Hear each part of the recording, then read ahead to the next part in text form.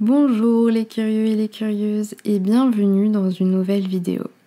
Cette vidéo devrait plaire à tous les amateurs et les amatrices de tragédies amoureuses et de William Shakespeare puisqu'on va parler de Roméo et Juliette. N'hésitez pas à mettre un pouce bleu et à laisser un petit commentaire pour partager votre ressenti sur la pièce et la vidéo et sans plus attendre, direction Vérone. Ô Roméo, Roméo, pourquoi es-tu Roméo ? Renie ton père et refuse ton nom, ou si tu ne veux pas, jure d'être mon amour, et je ne serai plus une Capulet. Cette tirade est certainement la plus connue de la pièce de William Shakespeare. Roméo et Juliette, que l'on date approximativement de 1595, est une des premières pièces du dramaturge anglais. L'intrigue n'est pas nouvelle puisqu'elle est inspirée du mythe de Pyrame et Thisbé dont j'ai déjà parlé dans la vidéo sur Une vie de Maupassant, donc si ça vous intéresse, je vous mettrai le lien dans le petit i. L'intrigue est également tirée d'une histoire écrite par un évêque italien du nom de Matteo Badello qui a écrit au XVIe siècle l'histoire de deux amants nobles italiens appartenant à deux familles rivales, Roméo et Giulietta. Shakespeare s'inspire donc de ces histoires précédentes mais y ajoute sa touche personnelle. Et c'est ce dont j'avais envie de vous parler dans cette vidéo. J'ai écrit pas mal de choses sur la pièce de théâtre en elle-même et sur le théâtre de Shakespeare en général, mais je n'en parlerai pas dans cette vidéo que je veux vraiment centrer sur les deux amoureux et sur les thèmes de la pièce. Donc si ça vous intéresse, je vous mets le lien vers l'article en barre d'infos et je vous invite à aller le lire. Roméo appartient à la famille des Montaigu, tandis que Juliette appartient à celle des Capulet.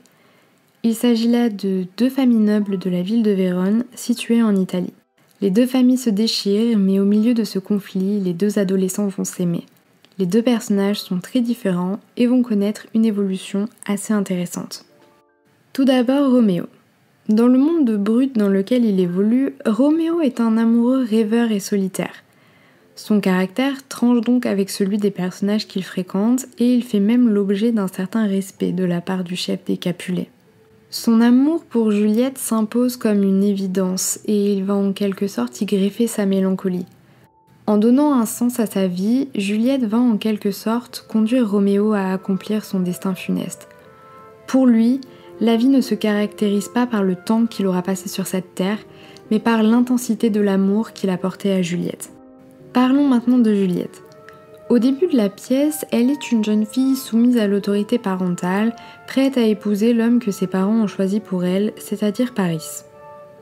Elle va cependant très rapidement devenir une jeune femme sûre de ses choix en demandant Roméo en mariage. Si elle est déterminée à poursuivre sa relation avec Roméo malgré le fait qu'il soit l'assassin de son cousin Tybalt, il lui arrive aussi de douter. Ainsi, au moment de prendre le poison qui doit simuler sa mort en attendant le retour de Roméo, elle craint de mourir. Et cette hésitation ne la rend que plus humaine aux yeux du public et suscite l'empathie et la compassion. À la fin de la pièce, elle est une véritable héroïne tragique qui fait le choix, en pleine conscience, de mourir plutôt que de vivre sans Roméo. L'amour et la mort sont les deux côtés d'une même pièce dans Roméo et Juliette. William Shakespeare y explore le côté funeste du sentiment amoureux, celui qui conduit à la mort. Vérone est une ville où on se déteste, où on se cherche querelle et où on se tue. Ce n'est donc pas surprenant que le discours des deux adolescents entremêle l'amour et la mort. Roméo et Juliette sont bien des adolescents et cela a toute son importance. Parce qu'ils ont encore un pied dans l'enfance, ils possèdent cette innocence si particulière tout en étant en parallèle obligés de subir le monde des adultes et notamment l'autorité de leurs parents. L'amour de Roméo et Juliette est pur parce qu'il n'est pas entaché par les querelles des adultes. Il est beau parce qu'il n'aurait pas dû naître. Il est synonyme d'espoir car si un Montaigu et une Capulet peuvent s'aimer, alors la réconciliation n'est théoriquement pas impossible entre les deux familles. Cet amour adolescent n'est cependant pas dénué de superficialité, car le coup de foudre réciproque est avant tout basé sur le physique.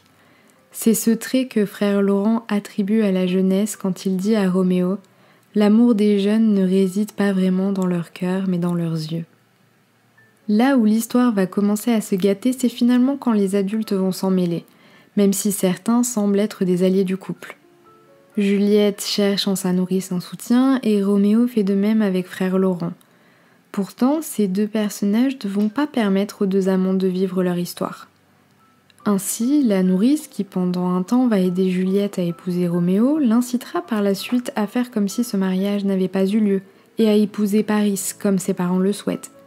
Frère Laurent, quant à lui, acceptera de célébrer le mariage des jeunes gens, mais c'est aussi lui qui donnera le poison à Juliette qui sera source d'un funeste malentendu. En fait, l'amour de Roméo et Juliette est si pur qu'il ne peut pas exister dans le monde dans lequel ils évoluent. À la différence des tragédies grecques, Roméo et Juliette n'est pas basé sur une fatalité divine. Ce n'est pas la faute des dieux si les deux amants ne peuvent pas être ensemble, mais bien celle des hommes.